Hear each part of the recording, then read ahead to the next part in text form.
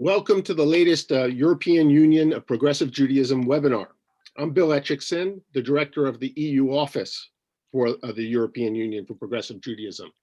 Our topic this month is climate change and the Jewish response. And this, from a religious point of view, is propitious timing. We are entering the sabbatical year, the one time every 7 years that the Bible instructs us to allow fields to lie fallow. And we're also going to hear from three fabulous speakers to discuss the subjects religiously, politically, and of course, environmentally. In the Middle East, the Israeli-Palestinian conflict revolves around the fight for water, and everywhere we face the danger of climate change. So our speakers tonight are first, Rabbi Sergio Bergman, the president of the World Union for Progressive Judaism. Rabbi Bergman is a rabbi, but he's also a politician, social activist, and climate change activist. He's always been engaged politically, and in 2011, he became the first rabbi ever elected to public office in Argentina, his homeland. And in 2015, he was named Minister for Environment and Sustainable Development, and he held that position until the end of 2019. During his tenure, he led the country into the Paris Climate Change Accord and did more than I think any other environment minister to promote green issues in Argentina. Then we're going to hear from Guido Bromberg, who's founder and director of EcoPeace Middle East. Now, I think this is absolutely a remarkable organization. Guido has built an organization that brings together Israelis, Palestinians, and Jordanians, and they all work together. Even if we can't resolve the national conflict, NGO EcoPeace is proof that we can make progress on essential issues in the Middle East to clean up the common environment for all the people, particularly in the Jordan Valley, and to share scarce water resources. Finally, we'll return here to Europe and talk to Rabbi Daniela Touati, who's the rabbi of Keren Or at Lyon. Her progressive Keren Or synagogue has a garden, and she's turned it into an eco garden or a real garden, growing crops or vegetables and so forth. She's working to make her synagogue into what she calls an eco-synagogue. So we'll learn about that and how she gets and works with local Muslim and Christian groups to participate. A little housekeeping before we start. Please put your questions in the chat, and I'll be sure to make sure that the panelists answer them. Et aussi, si on a besoin d'explications en français, parce que j'ai entendu que les gens de Lyon aimeront bien, mettez une note dans le chat et je vais traduire si nécessaire. Okay, let's begin. Sergio, you're first. What's the World Union of Progressive Judaism's take on environmental issues? What do you want to bring to our movement about the environment? Thank you, Bill. Really, it's a pleasure to be again with the European Union in this amazing webinars that connect the world around the common ground that is the challenge that we need to face, like Jewish progressive members, but more important of that part of the extended family of humankind facing these challenges. And the World Union, like other organizations, I really believe that this is one of the cases that can prove that we are only one family in only on one house. This is our common house, and we have really a global universal responsibilities. And the World Union, we really create a track to translate our Jewish values in concrete actions. The last connection gathering that we have in last May, we really opened a track to show up different initiatives. And I'm really, really glad and happy to share today what Gideon and Daniela have to show up. That means the creativity of the Jewish people, the particularity of the Jewish sacred texts, but the universality of our really common vision rooted in the voice of the prophets of Israel. This is really a leading case. How really can connect the Jewish roots with the actual context when really we are facing the climate change crisis. Like we talked before, I really believe that the climate change is not really the problem. It's only the symptom. It's the same that when we have fever, then we can discuss uh, how hot are you, how degrees you have a fever, and really we spend a lot of time talking about the fever, but not really talking about what happened, what we do, what really are the sources of the climate change crisis. And this is really something that the Jewish tradition teaches from the very beginning in our Torah. We are part of the nature. There are not environment and human beings. Human beings, we are part of a living system, and the ecosystem is our house. Our house is not our department, it's not the place that we are living. Our house is the nature. And we need to respect the nature. We need to be grateful about the blessing of the nature. And we have a lot of blessing that we teach and we learn. How amazing is the miracles of every day when really we can open our eyes and really realize that the creation is there. And we are blessed of all the generosity of the creation and the nature. But in the other side, now it's time to take responsibilities, because this is not a question that we need to raise to heaven and to ask God why we have this problem and these tragedies and with climate change crisis. This is exactly the opposite, like Heschel teaches. Is God asking us what you do with my gift, what you do with the word that I offer you, what you do with the blessings, and you transform the blessing in curse. That means that we take responsibility. I don't think that every one of us is guilty. No, we take common responsibilities. It's like the same that we are doing every day with our sins. It's the same that we are doing once a year in Yom Kippur. We say, we come here together. I am not guilty about the climate change, but I take responsibility. What can I do in my personal life to change my habits? Because if we have climate change challenges, it's because we have global warming. If we have global warming, comes from the kind of energy that we use, comes from how we produce, how we consume, how we destroy and we profane the nature. That means that the linear economy need to change. We need to move to the circular economy.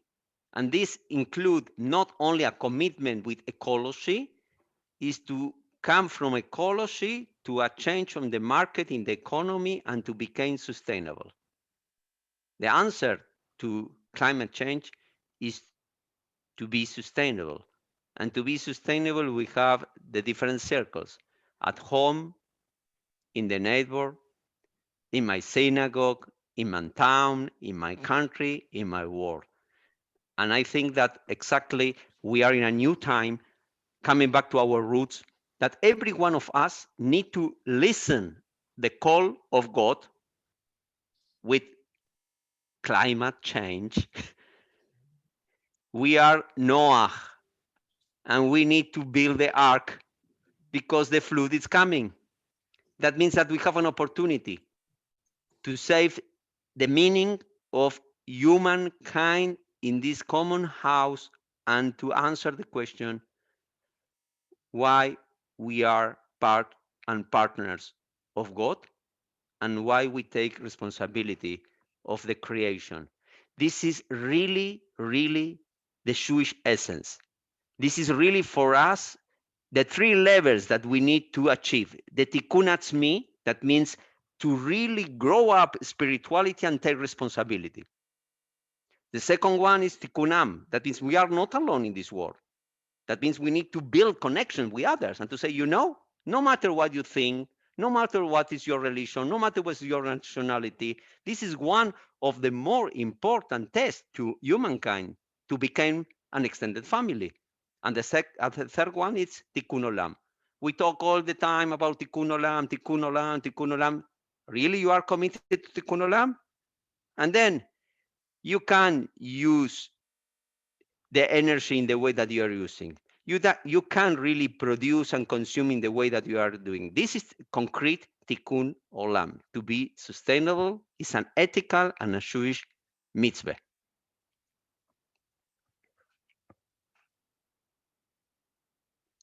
You are mute, Bill.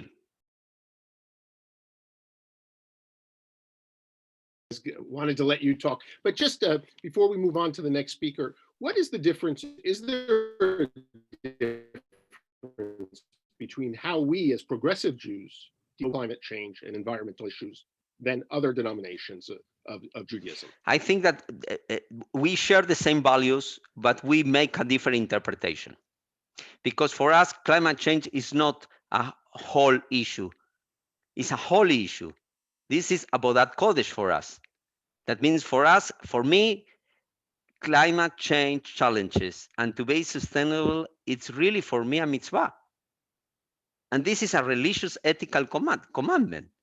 It's not that this is cool, friendly, and because our kids and the young people are really now on the way to be sustainable and to be green and ecological friendly. I think that no, this is an ethical commitment.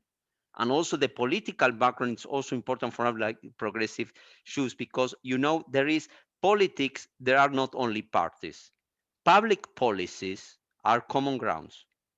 And we need really to use the policy to good things. And one of the good things that we can really do is to be all together on the same page.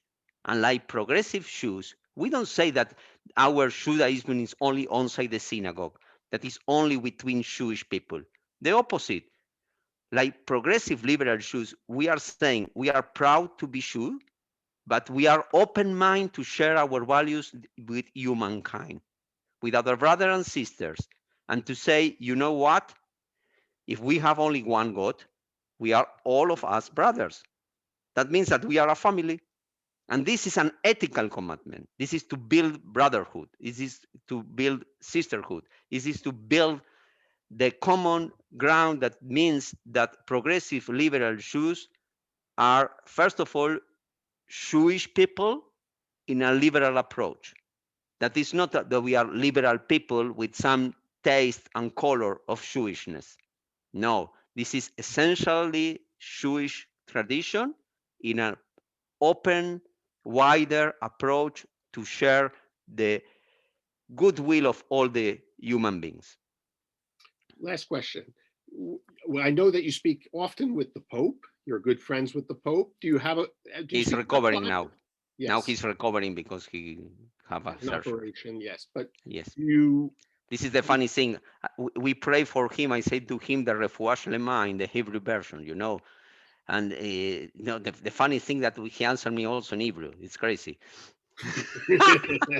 Okay, so when he recovers, you can talk to him about climate change too. No, but he's really. This is what I think that this is a very good example, because in the Pope encyclical Laudato Si, he really links science and ethics and religion with politics. And this is really for me amazing because he goes straight to the problem that is the economy. It's the economy. Okay, we are talking about the nature, we are talking about the emissions, we are talking about climate change, and the end is the economy. And what is the challenge? It's not to make more money.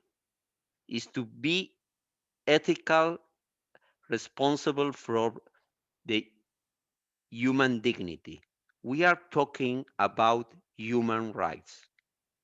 When we are talking about sustainability and to be really eco-friendly with the environment and with the people, we are talking about human rights. You know why? Because the needed people, the poor people, because all the consequence of climate change, they lose everything. They lose houses, they lose shops, they need to migrate, and they lose also life. And also we need here to raise another issue that is one of the more important impacts of climate change is in children and women.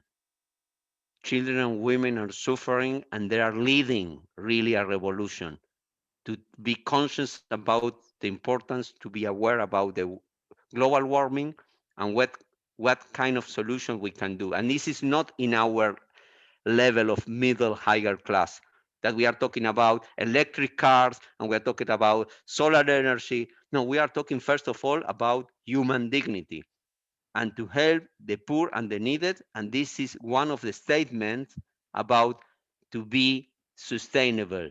To be sustainable is to take really commitment with the 17. We have 17 sustainable development goals. The CDS, this is really a commitment of the United Nations.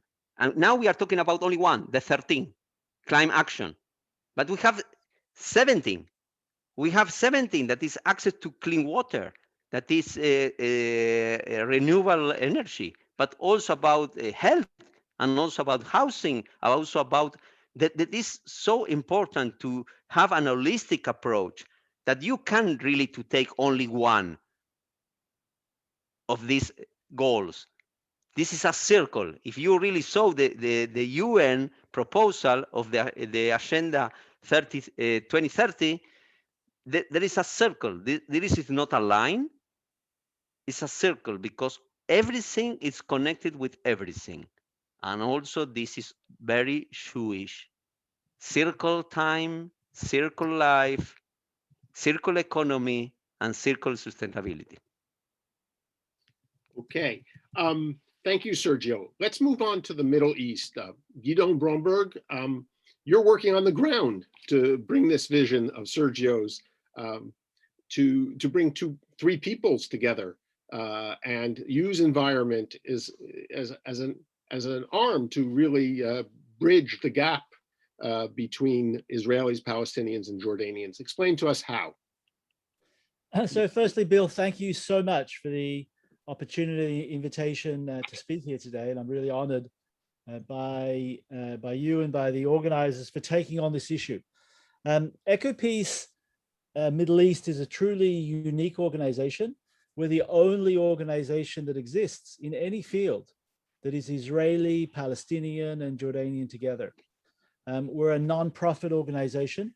I sit and run our Tel Aviv office in Israel. Nada Majdalani is our Palestinian director in Ramallah. Yana Abu Taleb is our Jordanian director in Amman. And we're about 60 staff, mostly full-time. In addition, we have hundreds of volunteers that work in our programs. And we've been at this for a great deal of time. EcoPeace was established, and I was a co-founder, as you'd said earlier, since 1994. Now, the climate crisis, and let me start with sharing a PowerPoint. The climate crisis is an issue of what's generally seen as a threat multiplier, that the climate crisis makes difficult conditions even worse. And for the Middle East, that has real implications. At EcoPeace, in a typical EcoPeace approach, we see challenges as opportunities. And rather than just seeing climate change as a threat to the national security of each one of our countries, but also the regional security of the region as a whole, we see climate change as a multiplier of opportunities that we're going to have to learn to cooperate much closer together if we're going to survive as a region the implications of climate change. And in that respect, we released at the end of last year a new report calling for a green-blue deal for the Middle East. And it's very much inspired by the European Green Deal that the European Union launched earlier, as well as the Biden administration's commitment to fight climate change. And as you can see in the list of speakers that we had in our 22 presentation, very high level, Her Royal Highness, the Princess of Belgium, Princess Esmeralda, the Foreign Minister of Finland, His Excellency Pekka Haavisto, Dan Shapiro, former US ambassador to Israel, Susanna Tersel, who at that time was the EU Special Envoy, and New York Times bestselling author, Jeremy Rifkin, as well as officials, Israeli, Palestinian, and Jordanian together. Why should those that care about Israel and the region, why should you get involved on climate issues? Well, I think this presentation hopefully will convince you that this is a priority issue and that this is an issue where real improvement and change could take place on the ground by the actions that we're suggesting. So firstly, the Middle East, North Africa region, the MENA region, is the most water scarce part of the world today. There is no other part of the planet that has such a high level of water insecurity. We're also one of the most troubled conflict areas of the world as well, not just Israeli-Palestinian, but the region as a whole. And although there's no direct relationship, there is an indirect relationship because many of the conflicts that do exist in our region are partially propelled by water insecurity. So if we look at climate change, and this is some models produced in cooperation by Israeli and German universities, when we look at what the models from the climate crisis are telling us, they're telling us that by the middle of this century, we're not going to see any rainfall at all in the autumn months, that by the end of the century, we're going to see a 50% increase in the summer months. And we already have 8-9 months of summer in our part of the world. We're going to see extensive periods of heat waves, up to, in some areas, a 40% reduction in precipitation, in rainfall. In fact, our climate along the Eastern Mediterranean will look far more similar to the climatic conditions presently experienced in the Gulf, where it's basically not safe for the physical body to be outside during the day in the summer months. So it's a real threat to the region, and that threat doesn't impact one particular country, but the region as a whole. And as environmentalists, we often say environment doesn't know borders. This is a map of watersheds, and it tries to highlight that our watersheds don't respect, of course, these political man-made borders. And if we are to respond to the types of flood events and extreme weather events, an increase in temperatures and so forth, that the climate crisis is already presenting to our region, then we're going to have to learn how to cooperate. As an example, the Yarkon River Basin starts in Ramallah and ends in Tel Aviv. If we do not know how to cooperate through the whole basin, then we're not going to be able to manage the implications of climate change on both peoples. And therefore, it's a lose-lose for all of us concerned. So our Green-Blue Deal is a positive approach. It's taking the climate crisis and producing and seeing the climate crisis as an entry point for cooperation, for conflict resolution. And it's made up of 4 chapters. The first chapter is based on extensive research that at EcoPeace we undertook. And we try to understand how we can advance both climate mitigation and climate adaptation in a way that can build healthy interdependencies. And we looked at Israel's leadership from the outset on water issues, and particularly on desalination. Israel has 5 of the 10 largest desalination plants in the world.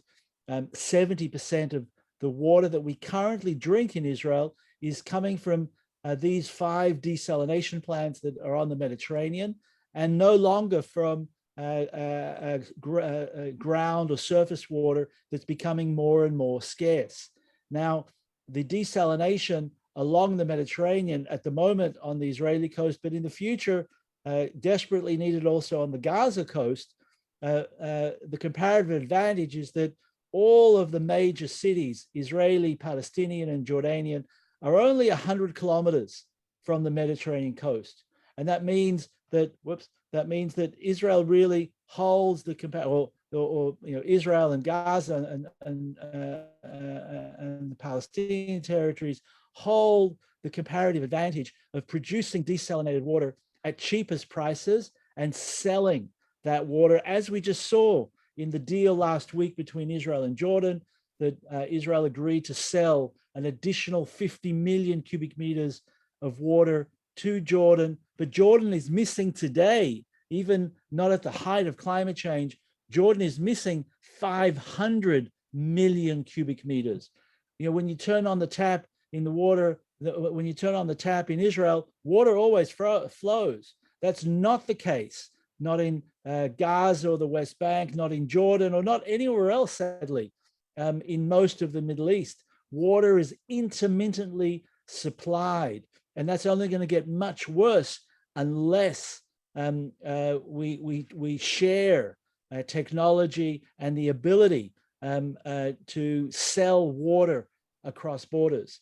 On the other hand, Jordan has the comparative advantage in the region, certainly between Israelis, Palestinians, and Jordanians, to produce renewable energy at cheapest prices. And that's because Jordan has vast desert areas, again, in close proximity to all of the populations, Jordanian, Palestinian, and Israeli.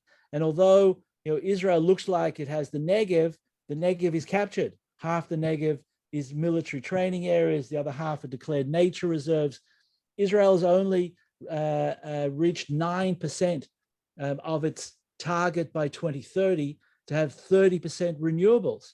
And we're terribly behind because it's proven to be extremely difficult to access land.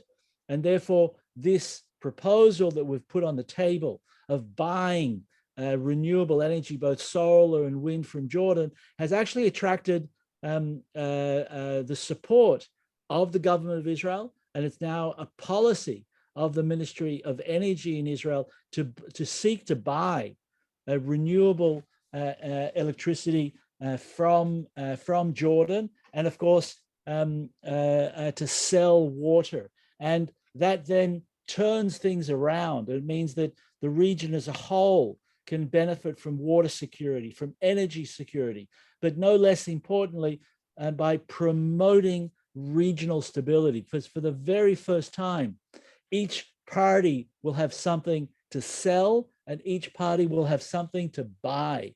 And of course, that is the model of Europe.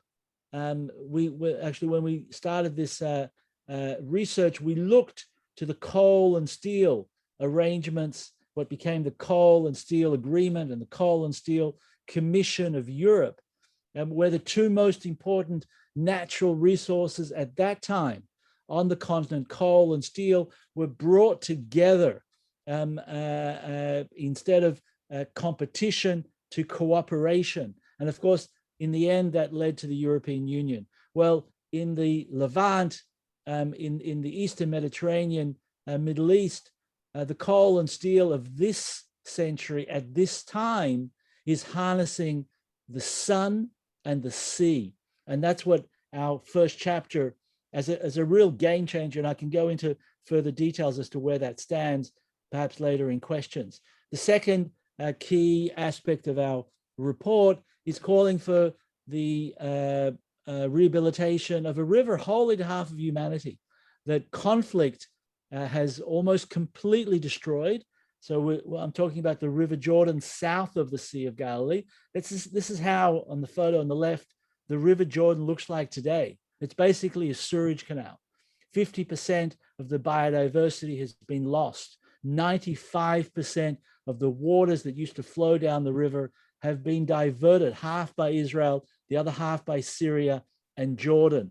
And of course, with real consequences on the Dead Sea and its shrinkage as well. Well, at EcoPeace, we prepared a master plan, the very first master plan, funded by the European Union, a €3 million grant, proposing how we can go about rehabilitating the river. And much of it really builds on the water energy nexus, where Israel is currently investing $1 billion shekels to move desalinated water from the Mediterranean to the Sea of Galilee. And what we're proposing, instead of supplying water and in the future selling more and more water to Jordan by pipes, to use the natural pipe, which is the River Jordan, and turn the River Jordan into the regional water carrier that supplies waters for Israelis, Palestinians, and Jordanians.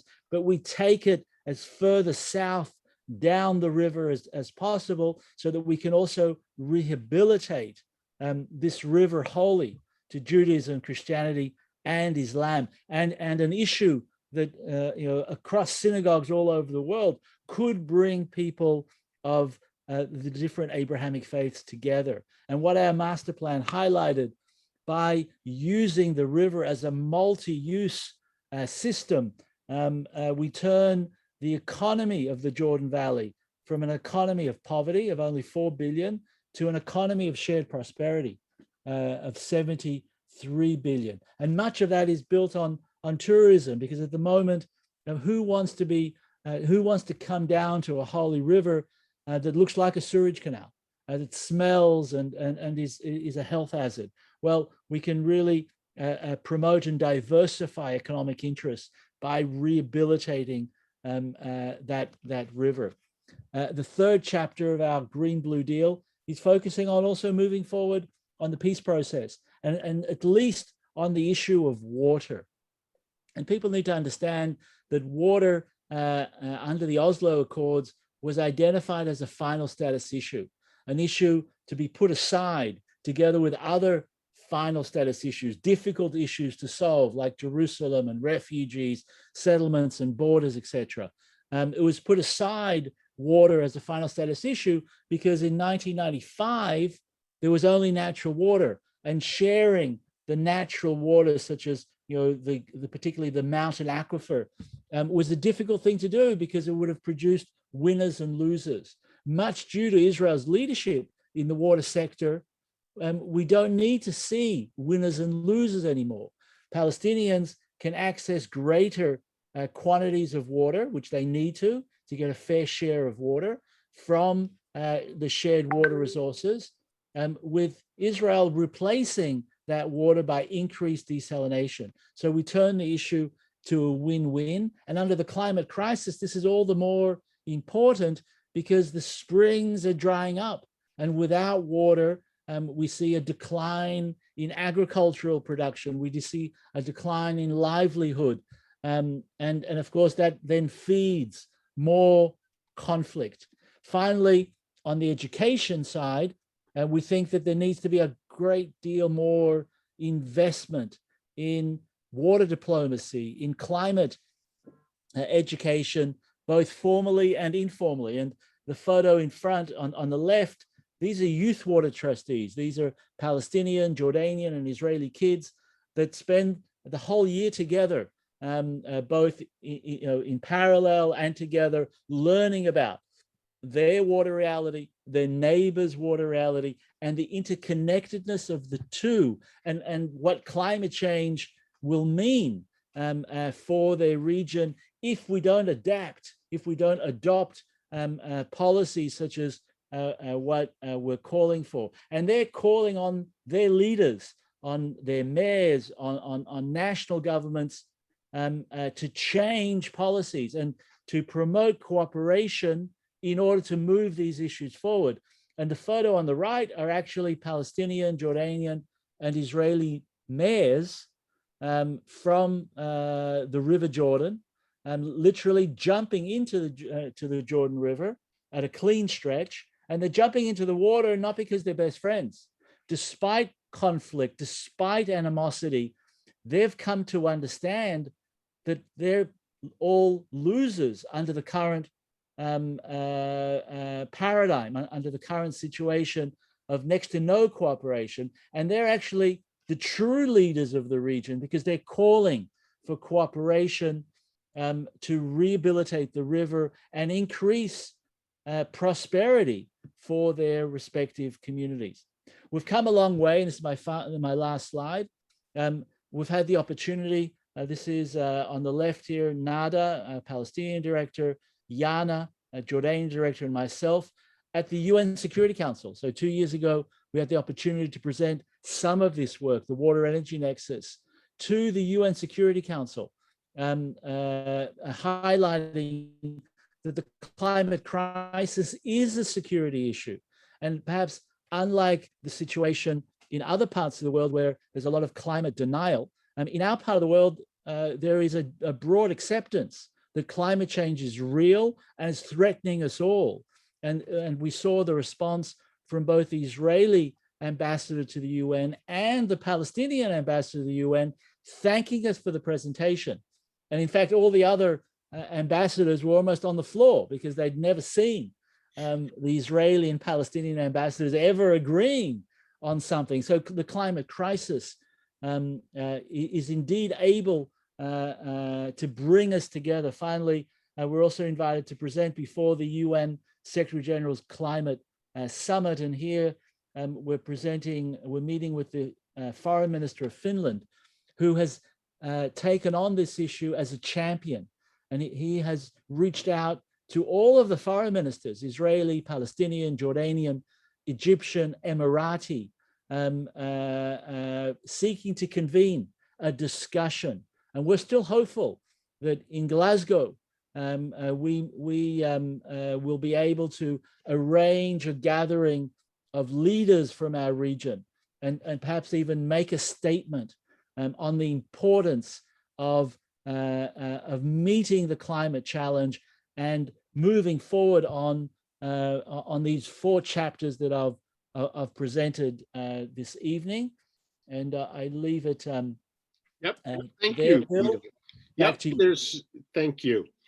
There's some questions already. Please do put your questions in the chat. I think the first one from Morton Hoffman to summarize would be, are you alone doing this, or are there other nonprofit organizations that bring together Israelis, Palestinians, and Jordanians on climate issue? And in the Muslim majority countries, are there environmental groups that are addressing these issues? So as I stated, we're the only organization that is regional. There's no other organization. So we have a single board, and it's made up of an equal amount of Palestinians, Jordanians, and Israelis. But there are other organizations that have certainly reached out to partner with other environment groups in the neighboring countries, and they also have programs. There is a strong environment community in Israel. We have over 100 different environmental organizations here. And the climate crisis is again an issue that has brought all of the environmental organizations in Israel to work together on this common threat, on this common issue. But still, there's a lot more to be done. We don't have the political will expressed. We don't have the understanding at the highest levels as to the commitment to move forward on a concrete program that's well financed. We have some lip service. I mean, we're really pleased with the new government of Israel and the statements made by the foreign minister, Lapid, highlighting that the climate crisis is one of his priorities. And we're hopeful that the government of Israel will actually pass a legislation on fighting climate change. When we see that type of legislation enacted and budgets, not only in Israel, but region-wide. And that's why we need the support of the international community. And we've reached out to European leaders, we've reached out to North American leaders to help convene our own governments to work together, because no one country will survive the climate crisis alone here. We are dependent here on the ability to work together if we're going to meet the challenges of climate change. Good. Last question before we move on, come back to Europe. Have you made progress in the Jordan Valley over the last 20 years? And in the trading desalinated water or exporting desalinated water to Jordan and taking Jordanian, your Green Deal? How much concrete progress have you been able to make over the last decade? So we've made really significant progress for the Jordan River. Firstly, today it's an issue that is discussed. It's on the sort of public agenda, which it wasn't in the past. We've helped attract about $100 million worth of investments to get sewage out of the river. Sewage treatment plants have been built on the Israeli side by the government of Israel, on the Palestinian side with the support of the government of Japan, on the Jordanian side with the support of the government of the United States. Israel, for the first time in 50 years, started to release fresh water every year from the Sea of Galilee into the River Jordan. Not enough, 9 million. There's now a commitment for 60 million. But that's also not enough. So there's some precedent that's moved forward, but we need to do more on the deal of exchange of water and energy. Well, we just saw the announcement, and of course we celebrated that, and we're heavily lobbying behind that Israel sells more water to Jordan, and not just out of doing the right thing, but out of recognition that water security for Jordan is also national security for Israel, because water insecurity leads to destabilization. And we've managed to attract Arab Gulf companies to start to express interest in large-scale investment in renewable energy projects in Jordan for the purpose of selling that electricity to both the Israeli and Palestinian electricity market. So we still have some way to go, but we have good reason for optimism. And I think, building on some of Sergio's earlier comments of a circular economy, well, this speaks to that, because the technology of both desalination and renewables have become the cheapest technologies of both producing electricity. So in our part of the world, renewable energy is today the cheapest. No one is doing an economic favor. On the contrary, the companies are eager to invest because they're going to make profit. And similarly, desalination has dropped from $2 a cubic meter 20 years ago to only 44 cents today. It's in fact cheaper to desalinate on the Mediterranean than to pump water from a deep part of the aquifer, because that too requires electricity. So the economics have also turned to our favor. What we need is political leadership. This will not happen without cooperation. We need the governments of Israel, of Jordan, and the Palestinian Authority really to come together, European leadership. So your membership in Europe can play an instrumental role by speaking to members of the European Parliament, of your own and national governments, to help us move forward in both being an example of meeting the climate crisis, but no less important, as an example of conflict resolution and peace building. Okay, I have two more questions from you that come from a member in Brussels who's living in the United States. The Jewish National Fund and the KKL, they've been working on these issues in Israel. Do you cooperate with them? And the second question would be, the desalination plants apparently are targeted by Iran. What is done is that true? And is it being done to protect those resources? And there isn't a third question before it, so I'll give you them all at the same time. I think you've answered a little bit this. What do you expect from the new Israeli government? So it's you did begin that answer. So the first one is the other Jewish environmental organizations, Jewish National Fund, KKL, etc.? Do you cooperate with them?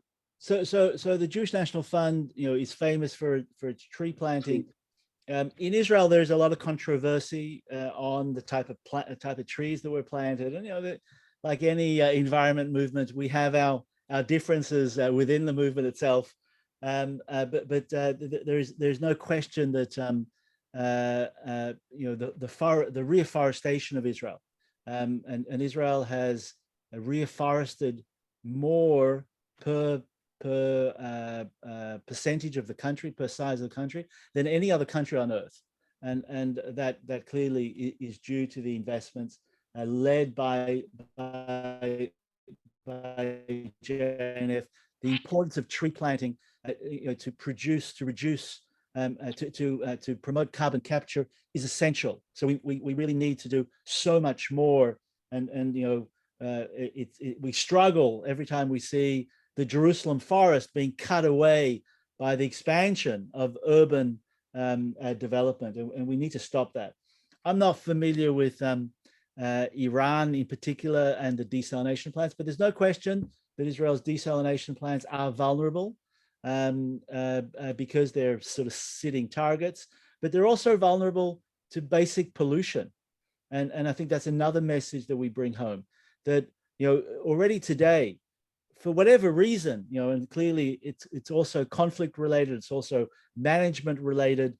We have a situation in Gaza where systems fail, where every time there's a conflict, hundreds of millions or over 100 million liters of raw sewage flows into the Mediterranean off the Gaza coast. It doesn't stop in Gaza, and it flows and it's carried onto Israeli beaches as well. And at EcoPeace, we disclosed that Ashkelon desalination plant, which is the one closest to Gaza, intermittently closes. So it brings actually home the message that we can't afford to see any of our countries in the region fail, because when one country fails, it impacts all other neighboring countries. We've seen that with the uprising in Syria, where the refugee crisis, as an example, has led to a tremendous reduction in water availability in Jordan, because there's now over 1 million more people that need water when a country has no water. So the implications are very real. We are somewhat optimistic about the new government in Israel. We think it is a breath of fresh air. It's a challenging government because of the coalition, but we have some really inspirational people in key ministries. The new Minister of Environment is tremendously committed to fighting climate change. The new Minister of Regional Cooperation is an Arab Israeli, and he's really looking to turn his ministry into the most important ministry in government. We see again Foreign Minister Lapid. I mean, I think Israel and the region well understands that that the region must join the global effort, Tikkun Olam. We can do that by exemplifying the type of cooperation needed, not as a favor. There's no favors here. This is an issue of self-interest and mutual gain. It's Noah's Ark. It's an issue of survival. So it really does need the support of your membership of the international community to help us move forward here. Thanks, Guido. I think we need to go down to Lyon. Daniela, we can come back to the Middle East if there's some questions afterwards. Please tell us what's going on in France and Lyon and your synagogue, and how you're using the environment to push forward these issues. Yes, so many thanks for your invitation. I feel that we move from a very macro vision to something much more local and of course smaller, but I feel there is some interest in this as well, because most of the people around are a part of congregation, so they can look for ideas to do in their own congregation. So firstly, I would like to just start before going to the specific project that we developed in Lyon to put a broader picture about eco-synagogue. So eco-synagogue in Lyon, we started it in the September 2019. Yes, you can move forward, Jesse. I don't know. Yes, thank you. So it started in September 2019 when, in fact, I arrived as a rabbi. In fact, it was an idea of a congregant who is now the chair of the synagogue. So it was a good idea to push it forward. And I came with this idea from the UK also because I saw it implemented in London with different Jewish groups, I mean, both Reform, Orthodox, and I thought it could be a good idea to put together people around this eco-synagogue project. So we started monthly gatherings of about 10, 12 people because our synagogue in Lyon, altogether we have 180 families. So you can imagine the size of the community. And so 10, 12 people was a good number for us. And we shared our gatherings between two parts. One study biblical and rabbinical texts about the environment, the nature, and how we have to behave in this environment. And then second part was very practical with some ideas about like what, how to change our food habits in the synagogue, how to be, you know, more eco-friendly in general in many aspects, also about the building, and also all this started before the corona, but we finally finished this chart about food just before the corona started. And so why did we do that? Of course, it was in order to live our values and to change our habits, and also to be to raise awareness, and that families could bring this home. I mean, it starts in the synagogue, but the idea was to go back to to their houses. So you can put next. And so after this first year, last summer, in fact, I said to myself, we have a garden and nobody is taking care of this garden. We have been occupying these premises for 5 years now, even almost 6, and nothing happened. It was just for Sukkot, 1 week a year. And firstly, I thought it should be a nice idea for the children. And then, yes, you can move it forward, please. Then we thought about doing an interface project with children and adults.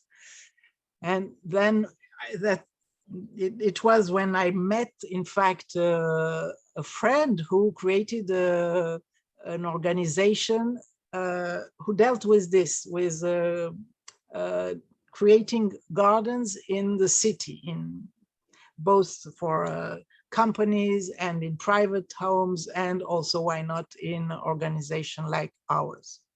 So the context was, yes, to raise our members' awareness concerning climate change, and also use these green spaces available to the different communities. So not only ours, but in fact, the idea was to start in our garden and then do it in other also gardens, maybe with a church, with a mosque, and whatever, whoever has a plot where we can do something.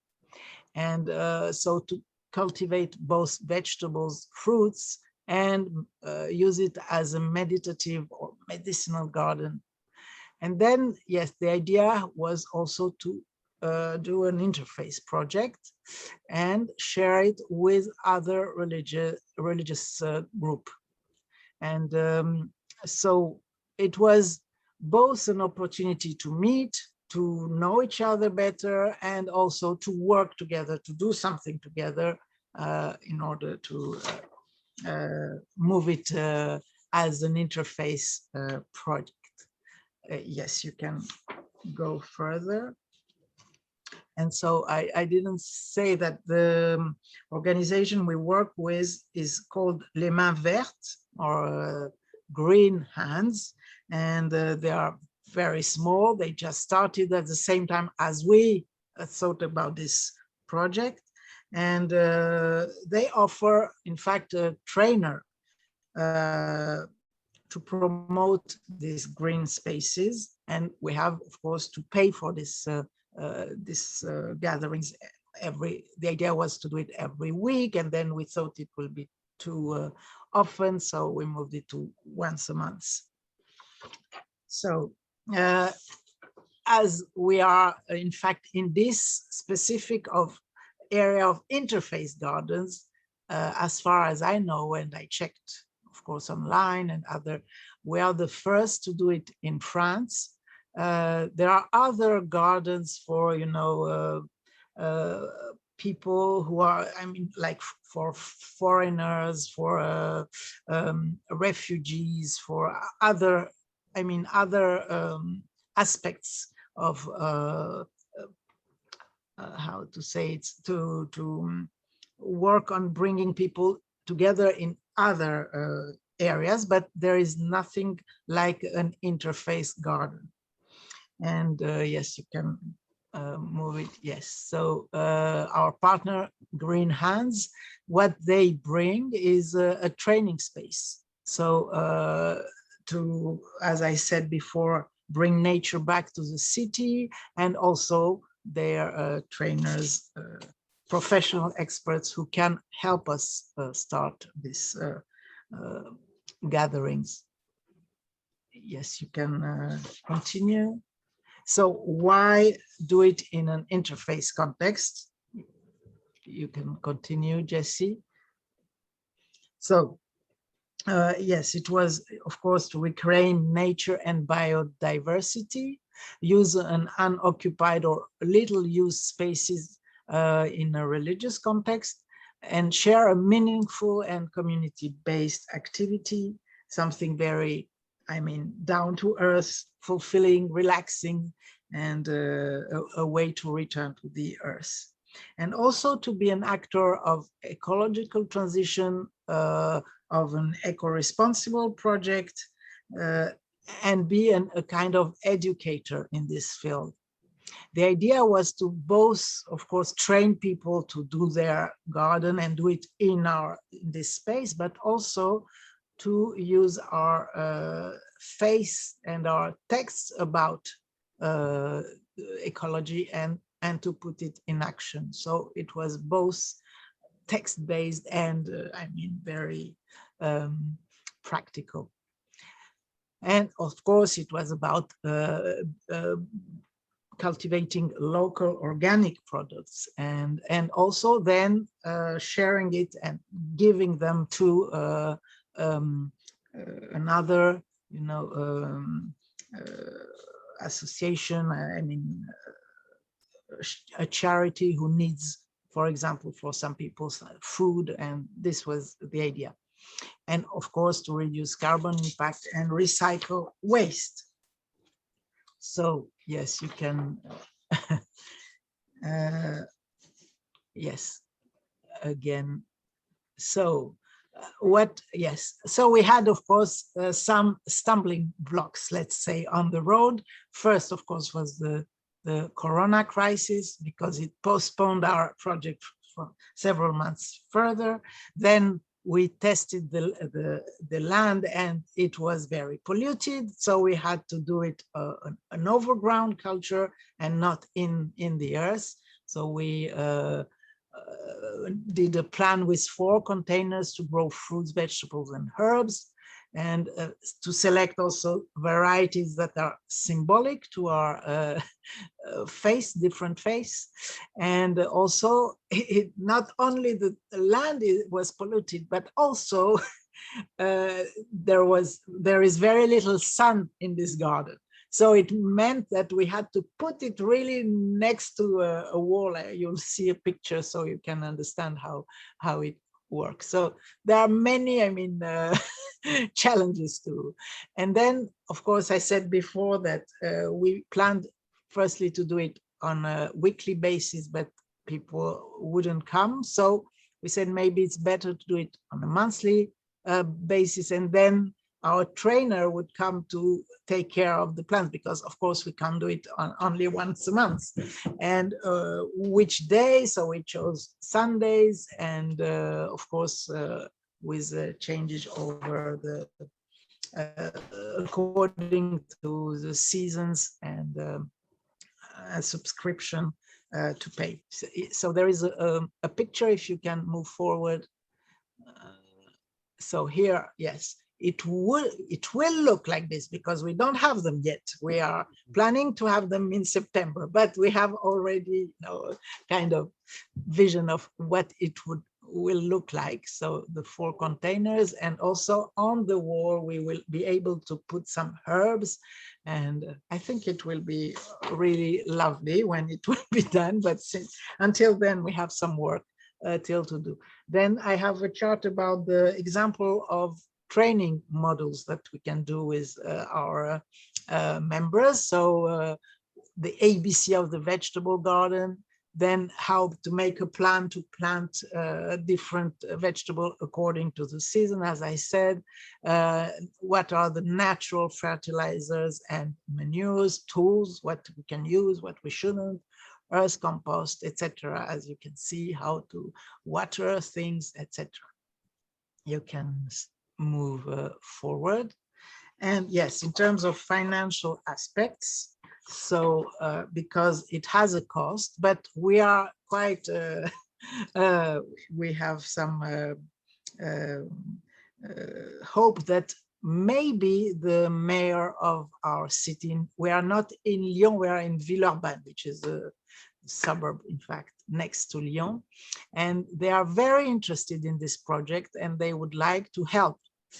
Even if it is a religious or interfaith project, and they are not supposed to help because of the laïcité issues, but they still want to help us as at least with, you know, giving tools, doing some help with material stuff. So yes, you can continue. Just to, yes, the initial investment, of course, we have to organize the space planning costs, and how which seeds and herbs we have to buy, then the training costs, and we ask people to pay a subscription. Of course, now people are used not to pay for anything since since everything is online, so it's not so easy to tell them that we have to pay. So that's why if there is some help from the mayor, it could be really very helpful. So because we were under lockdown for several periods, we started with a kind of a first kickoff session, just to see how it is a trial session, in fact. So there are 2 pictures I put on. If you can move forward, yes, so that you can see how it is, this small garden. And the people, you can see there were children and adults, but normally there will be different sessions for children and adults, but this time we did it all together. It was quite fun, and we only planted some tomatoes that each of us took. It was in a pot, and we brought it home, in fact, to take care during the summer. But if it works well, we'll put them back then in the garden in the fall. And there will be another trial session at the end of August, because July and August in France is like everything is closed, everybody's on holidays. I mean, each takes turn, but yes, still it is a bit a quiet season, let's say. And lastly, I'd like just to say a word about, because I did it, this project at Keren Or in parallel with something that was very meaningful for me this year. I followed a training called Emuna. It's an interface year-long training, which takes place in Paris. It was launched by among others, Pauline Beb, after the first terrorist attack in January 2015, with many other faith leaders, prominent, even the consistoire. So this was a really great success. And since then, so there are cohorts every year. I was in a cohort of 38 people. And besides our training where we meet every other week, we had to work in a small team on a project, and it was also on an eco project with the people you can see. There is a minister of the Adventist church, 2 Muslim women, and 1 Baptist, and a Baha'i, the only and 1 Baha'i who was in this training. And I learned a lot from him, especially about Haifa and what is going. I lived in Haifa, but I didn't know anything about this Baha'i group. So it was really a good experience. And the garden in Lyon served as a model that we put in our project, which was a larger project of an eco kit, educational tool for interfaith group who want to raise awareness about climate change, environment in their interfaith group. And finally, why not do a garden if they wish and if they can do it? But it can be much more than this. I mean, with gathering, with, I don't know, conferences, as we did it, in fact, in Lyon, in our congregation, to do it on a more interfaith group. So this is, I finished my, what I wanted to say, and you are welcome to ask.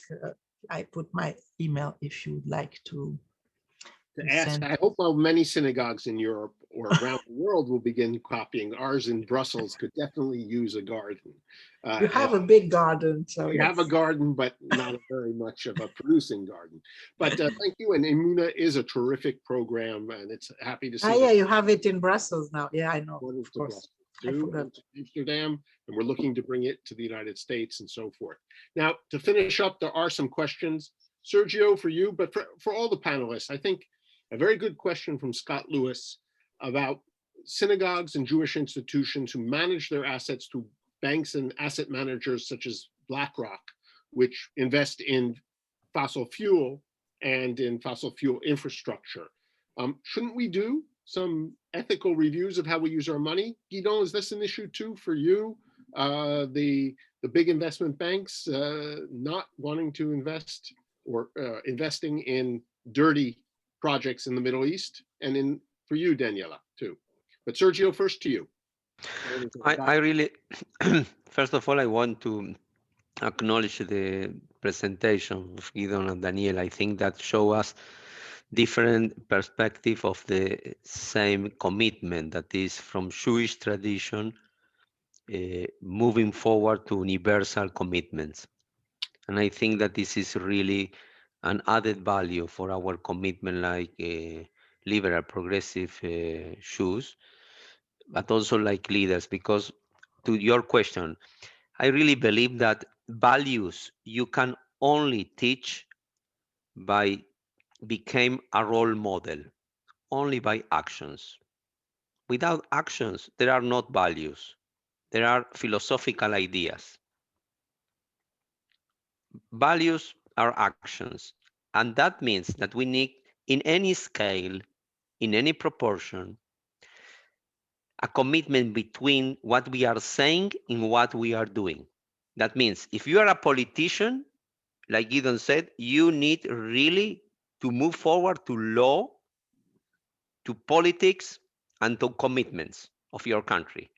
And you show up, if you are committed, when you show up your priorities, your budget, and your investments. This is to become a role model in politics. We don't have time today, but I can really share with you the history of the Paris Agreement. A great initiative, but we have several problems with our politicians and their role models. That means that the idea is great, but if you don't really fulfill the idea in actions, we have only good wills. And we can fix the world with good wills. Only we can fix it with good actions. As is the same with your budget in the synagogue. It's the same about your infrastructure. It's the same about you are consuming like a community, like a person, like a family. That means that it's a circle of virtues that we need really to teach in actions. I am really very optimistic. You know why, Bill? Because I really believe in the young generation.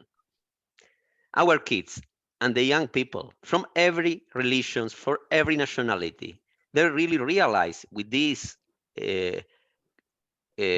global phenomenon of climate change that no matter the limits of a nation, that no matter your religion, your race, your status, your economical level, we are on the same boat. We are on the same common house. We are really changing what we learned from the Talmud.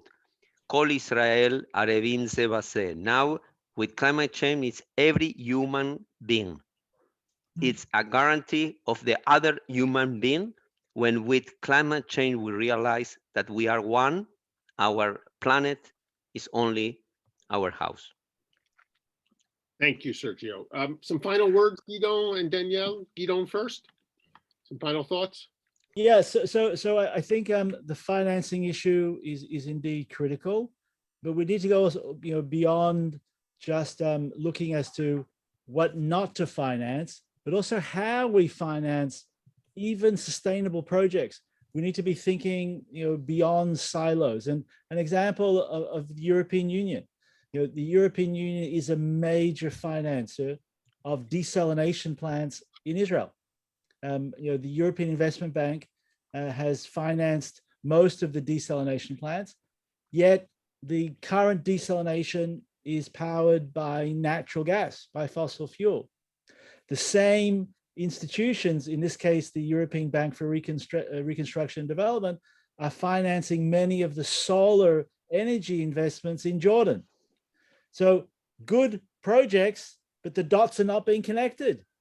There is a need to connect the dots, and with European financing, we can do that if we break away from the silos. So Europe could be encouraging that the renewable energy that they're investing and building in Europe could also power the desalination that's in Israel on the Mediterranean coast. So just thinking outside of the box, that's what we need. The Green-Blue deal is thinking outside of the box. It's turning the climate crisis into an opportunity that speaks to survival. And I think the more we think out of the box in on this issue, the more creative, the more we're able to attract. And here I totally agree with Sergio. We have our Israeli Greta. We have our Palestinian Greta. We have our Jordanian Greta. It's just a matter of continuing to give them that platform, to shake us as adults, to advance the leadership that we're responsible for. So just a big thank you to Bill and to the whole. Danielle, do you have your Gretas in Lyon to finish? Any final thoughts? Well, just a thought about the fact that religions act on the emotional part of the people, and it has to be shaken as well. I mean, you told about the money and how this can change things, but also, I mean, the economy. But on a religious level, we can use the more Yes, leadership through emotional thinking, and it can also be a good, and also our texts, and for example, Naaseh v'nishma, so we can do things on the ground, and even if it seems a very little level, it can change things. It can add to a different atmosphere and a different environment. Okay, well, thank everyone. I think we've run over time, but that's okay because we had an interesting conversation. I appreciate everyone coming. We'll continue the EUPJ webinars probably after the summer. And I wish everyone a happy, healthy summer before the high holy days in the autumn. And that we think a little bit more about the environment in these months when we're outside enjoying the summer weather. Thank you, everyone, and till the next time. Bye. Thank you. You. Bye. Bye.